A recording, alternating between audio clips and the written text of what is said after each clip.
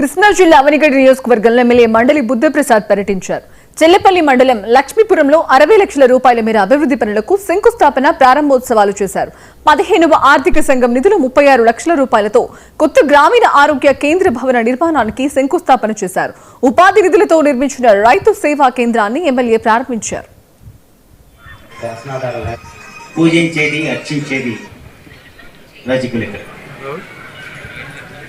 ఇవన్నీ కూడా గ్రామ దేవతలకు విశిష్టత ఎంతో నేను చెప్పక్కర్లేదు.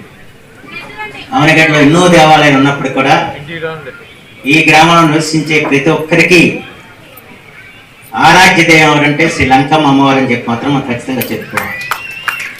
మరి ఎక్కడే కాదు, ఎక్కడెక్కడో ఉన్న వాళ్ళు కూడా, దేశ విదేశాల్లో ఉన్న వాళ్ళు కూడా మన అవనిగడ్డ నుంచి ఎవరైతే బయటకు వెళ్ళి ఉన్నారో వాళ్ళందరూ కూడా ఏదో రూపంలో స్వదేశానికి వచ్చినప్పుడు ముందుగా వెళ్ళి అమ్మవారిని దర్శించుకుని మొక్కులు చెల్లించుకోవాలని చెప్పి ఆలోచిస్తాను.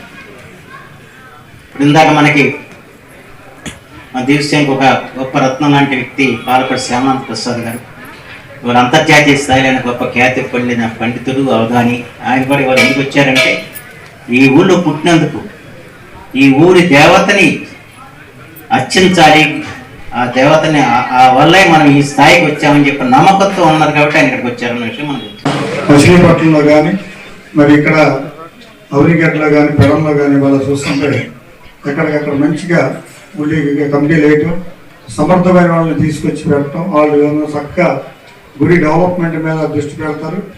దాని ద్వారా ఏంటంటే దేవాలయానికి మంచి పూర్వ వైభవం వస్తుంది. ఎందుకంటే అన్నగారు ఎప్పుడు నాకు తెలుసు, ఫస్ట్ నుంచి కూడా ఆయన కష్టపడే తత్వం కనుక ఆయనకున్న పరిచయాలు కూడా మంచి పరిచయాలు ఉన్నాయి. దాని మీద గుడి డెవలప్మెంట్కి కమిటీ అందరూ కూడా కష్టపడి పనిచేస్తారని కోరుకుంటూ సెలవు చేశారు. ఈ దేవస్థానాన్ని ఇప్పుడు చైర్మన్గా వచ్చిన తర్వాత మీ శక్తి మేరకు ఇది చాలా పురాతనమైన దేవాలయాలు, విష్ణాలయం, గీతా మందిరం, శివాలయం ఇవన్నీ కూడా కంటిన్యూగా చాలా ప్రసిద్ధి చెందిన దేవాలయాలు. మరి దేవస్థానంకి నూతనంగా ఎన్నిక కాబడినటువంటి పాలకమండలి సభ్యులు మరి హయాంలో దీన్ని మరింత అభివృద్ధి చేయాలని, మరి ఇందాక మా కనపర్తి శ్రీనివాసరావు గారు చెప్పినట్టుగా రాజకీయాలకు అతీతంగా, రాజకీయాలకు తావు లేకుండా